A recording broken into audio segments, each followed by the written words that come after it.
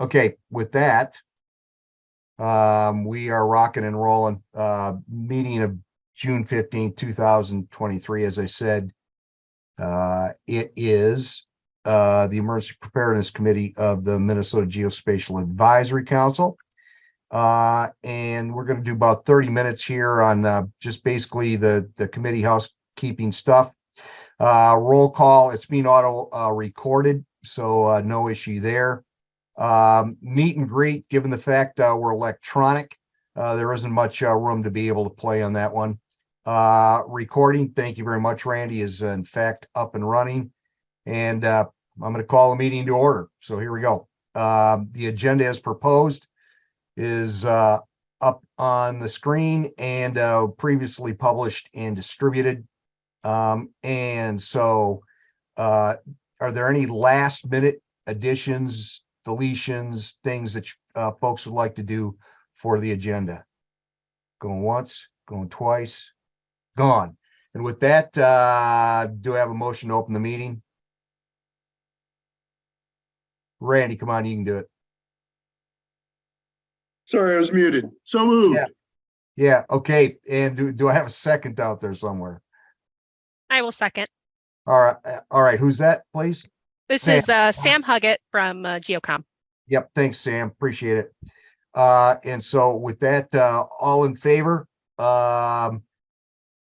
We do it the other way around in this circumstance. It's is there anybody opposed? And the answer would be going once, going twice, gone. We're underway. Here we go. Updates, issues, and good efforts. Here's what we know. On the update front, you don't want to do this. Somebody thought they could drive a van underneath the airplane wing, and it didn't quite work out well. But anyway, been real super busy here. Past meetings and events, as you can see up there on the screen. I highlighted a couple of them. I think probably two of the more important meetings that have occurred or presentations that have occurred over the last couple of months. April 21st, MinGeo arranged for a meeting with FEMA, HSEM, and members of the EPC. And I found that to be one of the most enlightening events that I've attended in a long time. FEMA 5 has really got their act together, and HSEM is coming a long way too. I know there's folks here from HSEM on the call, so it's really super great to see that. And then Allison followed up with arranging another meeting on May 19th.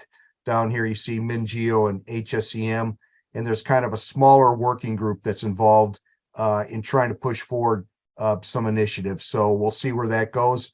But again, great progress, stuff that we haven't seen in, literally since the dawn of time. So great things happening.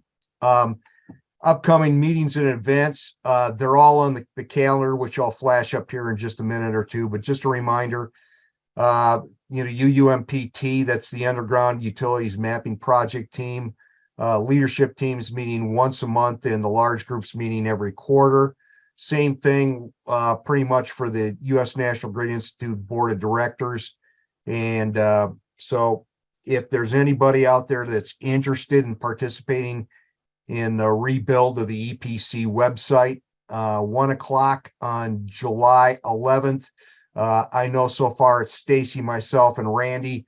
We're going to do a powwow to figure out what we can do about improving the transition of our website over to MinGeo services. And then the rest of them you can see up here. And as I indicated earlier, if you forget or you want to go looking for something, it's on the calendar.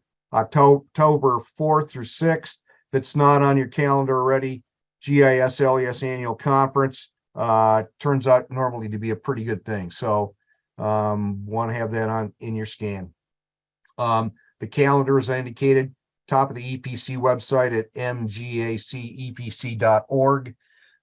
Look for the calendar, click on it, and I try my best to keep it up to date with leading into advance. For instance, here's July, and you can click on any event and it'll pop down and it'll show what time the event's supposed to be running.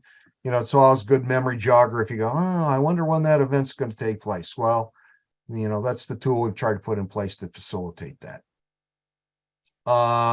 People, it has been like, I don't think I can ever remember when there wasn't a personal or personnel change, addition, whatever. And so I had to put a big fat question mark here. I'll toss it out to the crowd. Is there anybody that we should know about that has moved on or is moving in on a place of importance as far as this group or in general to either the emergency preparedness management response community or the GIS community? Going once, going twice, gone. Okay. All right, issues. If you're getting your truck loaded, it'd be a good idea to not be in the cab when it's being loaded. Okay, anyway, moving on. We have an issue here that we're trying to resolve. Matt Goodman is our selected individual to participate in the Geospatial Preparedness Committee of the National States Geospatial, or I should say Geographic Information Council. And by virtue of him not being on our council, the Minnesota Geospatial Advisory Council, the opportunity, he doesn't have NISGIC membership. And this has always been kind of a waffling thing. Sometimes you need it, sometimes you don't. And hopefully we can get that resolved in a way that we can get direct participation going back again with NISGIC. So that's an issue that's being worked right now. As I indicated earlier, we're going to be doing, if you will, the plan build for what we're going to do for our implementation at MinGeo for our final resting place website for the Emergency Preparedness Committee. And if you're so inclined and would like to offer your ideas or approaches that you think might be beneficial, by all means, we would just shoot me a note, let me know, and I'll make sure you get the connect information for July 11th, 1 p.m. meeting. Good efforts. Somebody was trying to stack too many containers and apparently it got going the wrong direction, but you got to give them a plus for the good effort of trying to get as many on there as you could. So MGAC EPC on YouTube, that continues to grow. And I know for, you know, I keep beating the drum on this, but I'm really proud of the fact that we've had an opportunity 5,500 times. Somebody has had the opportunity to come onto that function of this committee and be able to learn something, either catch up on a past meeting or learn about a new technology or whatever. So, you know, that's a great promotional and outreach element. And those of you that over the years have contributed to it, you deserve a pat in the back. So what's MailChimp doing? Okay, I need to try to do a informal poll here to see to what degree did the people that are on this call get both a MailChimp notification and then also just a plain email notification, because MailChimp, although you can go through several steps to try to make sure, and I've done that with our particular implementation, to ensure that it doesn't get picked off by corporate or government firewalls. The penetration rate just generally doesn't seem to be as good as what happens from just sending a plain email. But the nice thing about MailChimp is, for instance, in this case, meeting information in this case went out to 214 individuals. We had just under a 98% delivery rate. There were 302 total reads and 95 total clicks to think about coming to the meeting today. So you can see by working our contact list and refining the individuals that get a notification using MailChimp, we can track to see how well we're doing. So this was the single best campaign we've ever had in terms of reaching people. Just under 47% of the people that received it opened it, and you can see how we compare against the rest of the industry is about 35%, and we historically have been running about 30%. Then down here it says the campaign compares. Well, to get people to click through at this rate, in the commercial sector, people will be jumping up and down and dancing down the street about getting a percentage like that. As you can see, typically 6.4, and I've seen a lot of marketing instances where it's down in like the 2 and 3% range. So, and then we had 0 unsubscribed. So it was an effective MailChimp, but the question is, how many people actually saw it? So on this call, I'm just curious if you could just, like unmute for a second and let me know. For instance, I can just kind of go down the list here. Teresa, did you see the notification for this event? Did you see it as a MailChimp, or did you see it as just a straight email?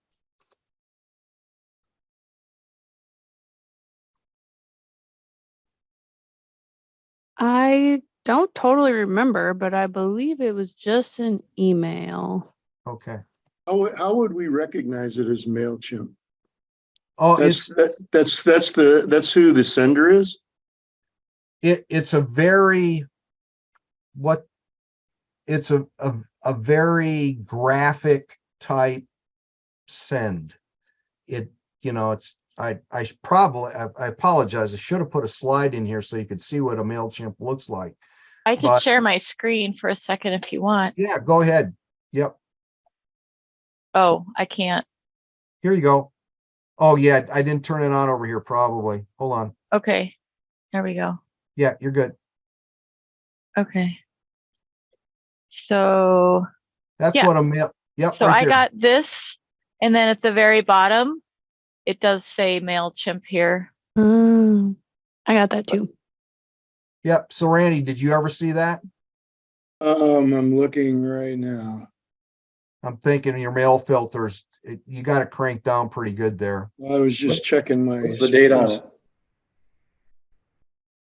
I'm getting a June. regular. June 6th. Yes, I sent it last week just to make sure people had heads up. Oh, actually, I received the normal email, but I clicked the online flyer link, which took me to Ah. that MailChimp. Oh, there, I That's know, what I got did. the MailChimp. You did. Okay. Okay.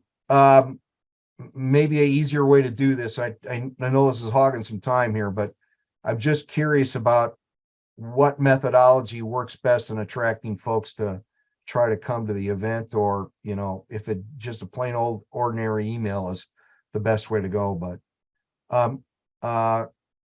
Steve, yep. for what it's worth, I got the MailChimp. Okay. Anybody else get it? Yep, I did too. Sam, I got you it. got it? Thank you. Brian got it. Terry got it. Okay. Okay, so it sounds like the filters may not be as cranked up as I thought they might be on that. Okay, well, thank you very much. I appreciate that. Okay, what did I forget? And are there any other victories or defeats out there? Going once? Going twice? Gone. Okay, takes us down to project team reports. And so our next leadership team meeting is going to happen within the next month. If you would care to join us, shoot me an email and I'll make sure you get notification.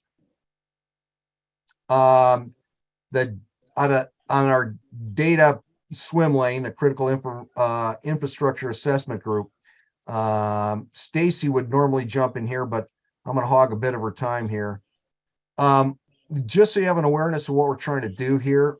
I know this is busy as all get out, but this is about static data layers, like where is stuff?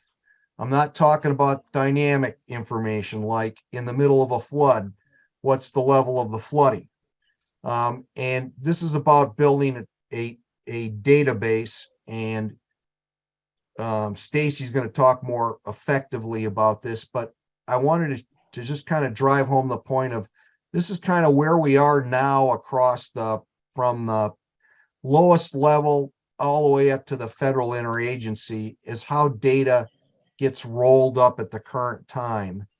And believe it or not, I've tried to oversimplify this. For instance, hospitals, well, they're going to be reporting to the Department of Health, schools, Department of Education.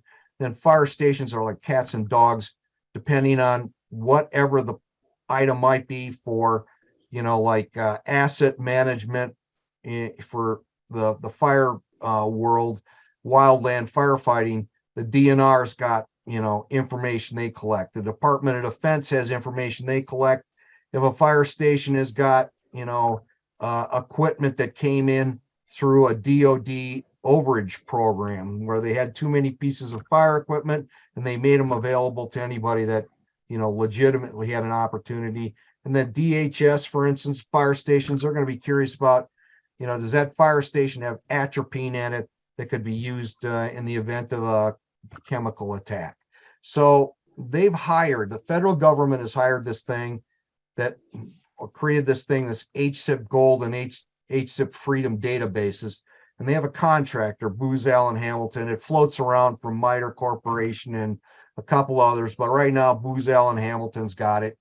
And basically what they do is they turn around and hire other contractors to go down and talk to these folks and try to, get information and then roll it up into this ball thing called Gold and Freedom, and then feed it to the federal interagency. And then it comes across if there's a DHS state partner that would have reason to have access to the gold side of the HSIP data, well, they'll feed it back down to somebody like HSEM and whatever. Meanwhile, over at HSEM, they've got kind of a unique feed thing going on for in support of a classic one is the funding sources and the understanding of what the critical infrastructure and key resources are in the state. So there's this other pipeline over here operating. Again, static data. Well, what's going on and what we'd like to try to achieve is something that works more like this, where it gets fed up to the Minnesota Geospatial Commons. Then Booz Allen Hamilton or whoever has a one-stop shop to come down to the Commons, and then it gets fed back into the system to get the job done. But in other words, there becomes a collection and filtering point that's more appropriately focused at MinGeo. And so Stacy will be talking about that today, but we're looking at folks that want to try to help with moving this project forward.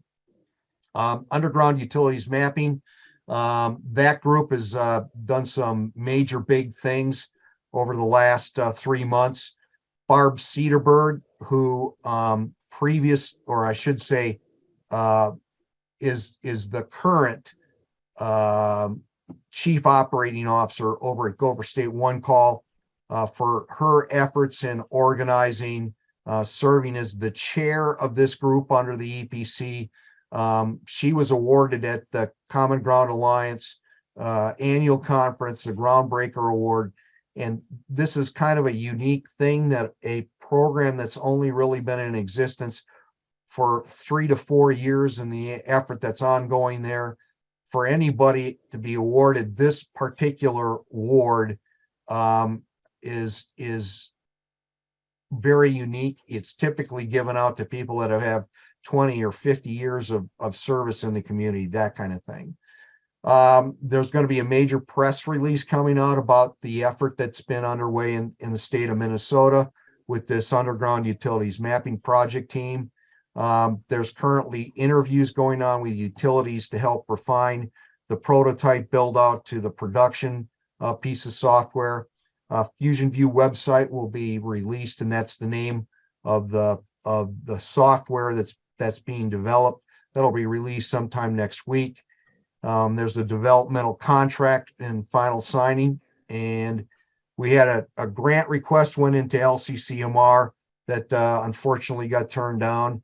I don't want to dive into that other than there's a backup grant that we're hoping for that's through the Pipeline Hazardous Material Safety Administration, which we'll know about in probably the first week of August is what I'm guessing. So again, lots and lots of stuff happening over in the Underground Utilities Mapping Project team swim lane. Education, Corey, are you with us? Going once, going twice. Just a reminder, Corey's trying to work towards pulling together a more formalized training profile. But until then, if you're interested in getting at least started down the road, there is online instruction available through FEMA, and we've got them listed out. And this is under resources. Just scan down the resources page and you'll find the area that says training, and that stuff will be listed right there. Outreach, everyone, once again, shoot me an email if you're interested in helping out at a booth at Minnesota GISLS, October 4th through 6th. Many of the folks that are here been here for a long time, were originally attracted to the effort after the I-35W bridge collapse and a booth that was put up at Rochester. So we often see that if people can understand the dynamics of what's going on and what we're trying to do, and do it in a personal way, you often get a good chance of getting volunteers to show up. I'll kick it over to Brian. There you go. I gave you the mystery document that we found from nowhere. Brian, you got it. Go. Yeah, and you already mentioned the other two meetings that Allison led with FEMA, so that's a good start. The other little item I put in the chat is there's an NSF AI artificial intelligence funded group at I think it's Carnegie Mellon out in Pittsburgh that I just found. It's very similar to the Ag and Forestry AI Institute, and this is a $20 million funding that's coming out of NSF to Shashi Sekar at the computer science at the University of Minnesota. So there might be some agriculture and forestry disaster related stuff going on in the future. But again, the quantity of dollars, 20 million is a significant chunk of change just to be aware of. And there's a counterpart to that, which is dovetails. I think they call it decision support, decision something, but they do mention that emergency management is part of their goal. Yeah, decision support systems. Yeah. Yep, that's it. Thank you. Yep. Okay, thanks, Brian. You bet. So this kind of reinforces the point that we for a long time have understood that we should have some sort of a guide, manual, whatever, that helps people understand during a disaster what sort of capabilities might be available. And we just stumbled on this document, I don't know, 2 months ago or something like that. So we think it might be a good model for us to try to build something for the state. So we'll be fiddling around with that. And anybody would like to join in on the effort, again, either you can shoot me or Brian an email. Situational sharing awareness. Just real quick reminder that what we've currently got available, it'll be in one of these 3 links up here on the MGAC EPC website. And I just updated it yesterday, June 14th. Known issues, there's none reported on the viewer.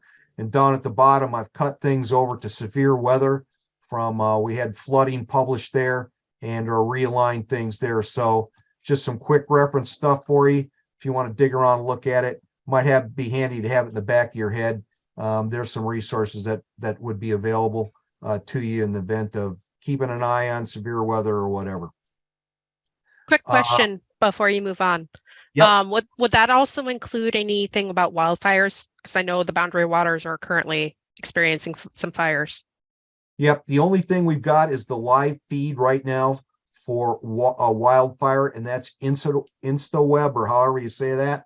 And those folks are the I think that's out of NIFC, the National Fire Incident Center in Idaho. I think, if I remember that correctly. That's correct. That's correct. And, yep. Okay. And so, Sam, take a look at it.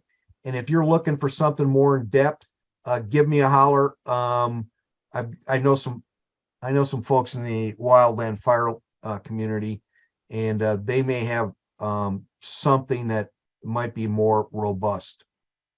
Does that work? Yep, works great. Thanks. Okay, thanks. Kicking it over to Randy. There you go.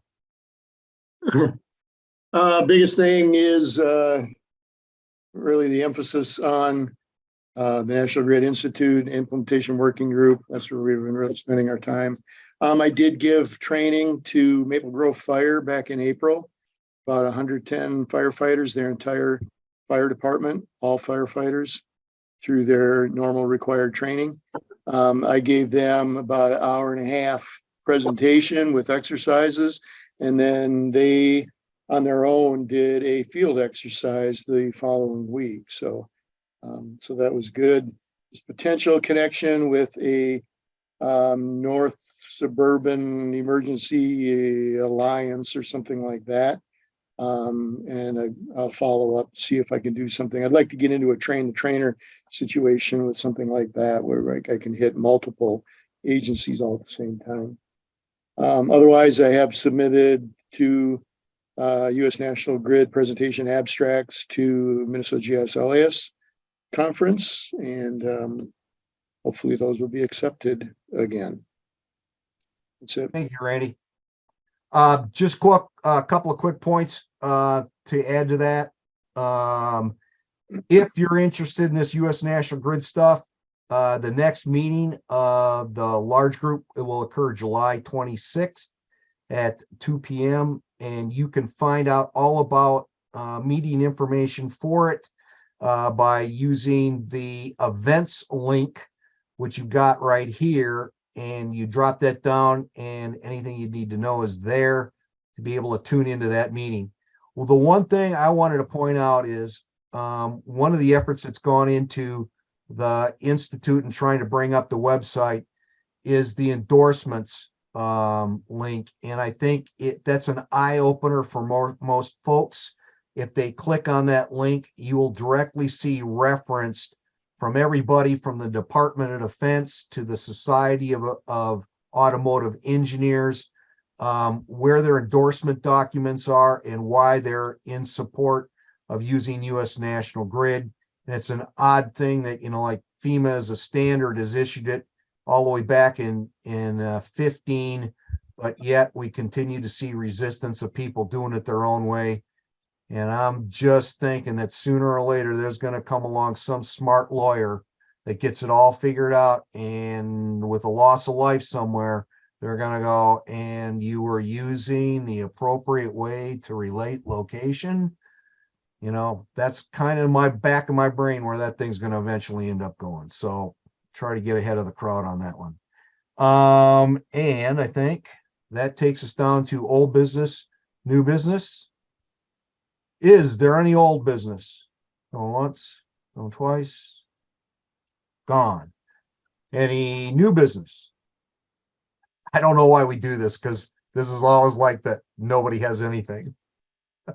Okay, no new business. We're on to the next item. Comments, announcements, other business, and then we're going to adjourn and turn the floor over to Stacy. The one thing I got here that I just wanted to add before we throw it open to the floor.